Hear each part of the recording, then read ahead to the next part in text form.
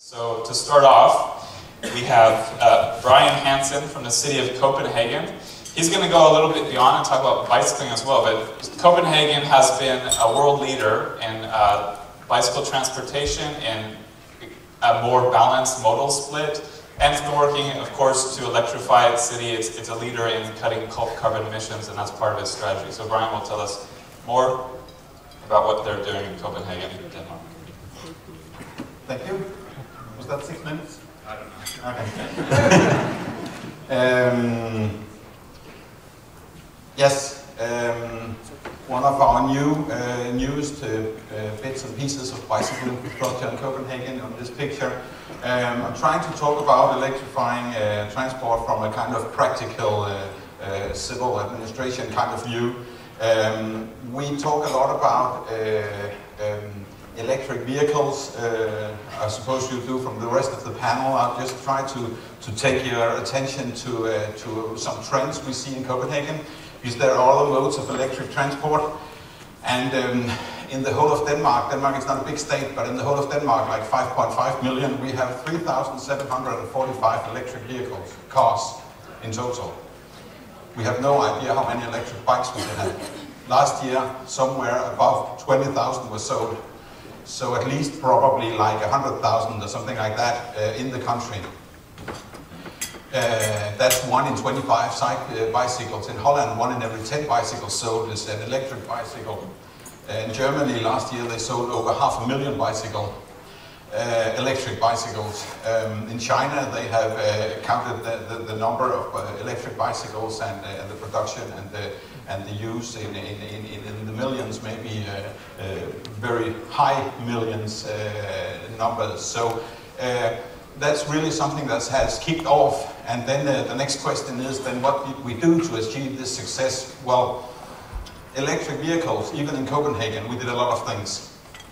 We put up infrastructure. We said, please use our roads, use our sidewalks for plugging, for reserved parking spaces. Everybody else, whether you're a cafe owner or whatever, a hot dog seller or whatever, have to pay, but please use our public space for free. We have like 180% of new tax on buying a new car in Denmark. To promote electric cars, we said no taxes, so they are compatible in prices with a traditional car. Of course, to somewhat to expense of the national administration. In Copenhagen, we exempted them from every parking fee in the city. So if you're an electric car owner, you can park for free.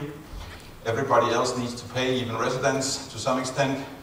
We try to require facilities for charging whenever people build parking houses, build spaces for parking in new urban developments. We require infrastructure for electric vehicles. And finally, since I think 2010 or something like that, every car bought, 2012, every car bought in the city of Copenhagen is an electric car. Not work vehicles and so on, but traditional cars used within the city. And there's probably a lot of other things that I can't remember. Well, we did a lot of things to achieve these 3,742 cars. So, anybody can guess what we did on the other side with the bicycles? You all guessed right, we did absolutely nothing. Just goes to show that innovation can happen also in transport, and it's not just up to us as cities or whatever to try to encourage it every once in a while, and an idea comes along that actually makes sense to a lot of people.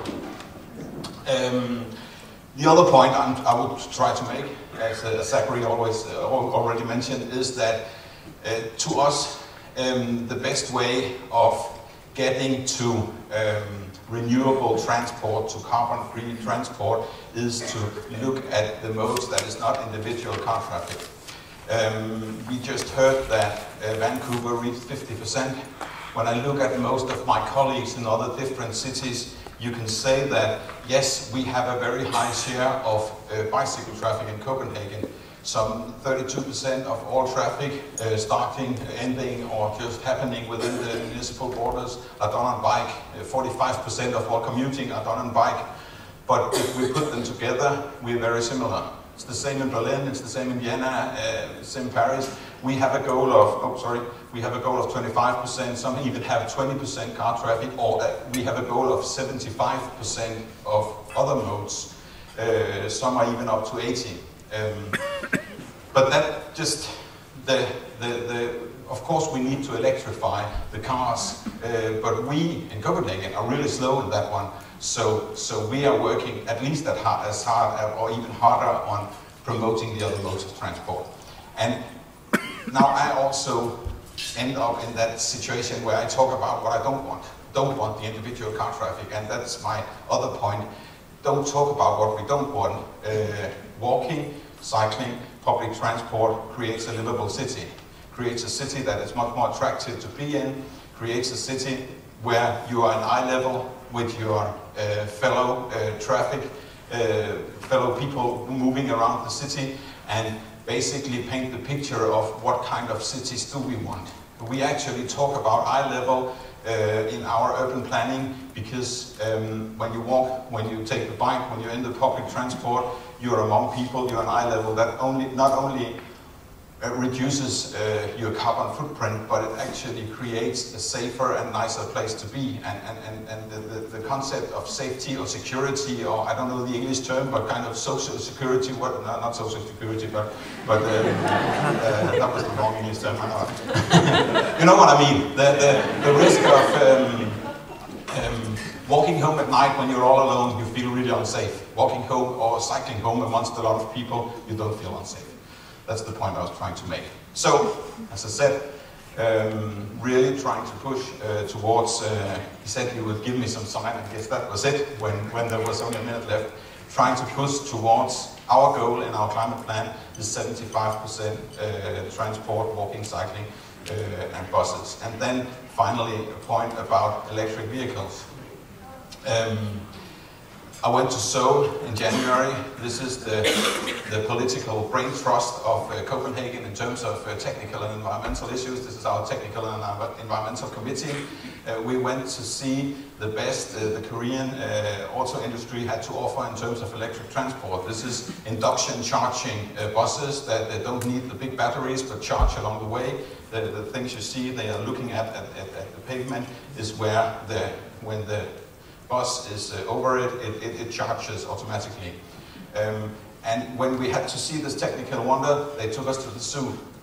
So I know there are 2 of these buses somewhere in the suburbs of Seoul, but basically this train taking tourists around the zoo was where the innovation was happening. So I just wanted to finish up with, in terms of electric vehicles, what I think we could be doing more and maybe could be room for discussion in a forum like this is, why are we so slow in terms of public procurement, in terms of the things that is actually within our reach? Now I'm talking as a city official, of course. Public transport, our buses. In Vancouver you have these trolley buses that is already running on electrification. We have old diesel buses in Copenhagen. Our municipal transport, yes, we can buy traditional personal cars. What about the rest? What about the trucks? What about the deliveries? What about everything else? And car sharing, yes, we also have some role to say in what kind of car sharing companies is operating in our city. How do we push for electrification in that field? That's it. Thank you.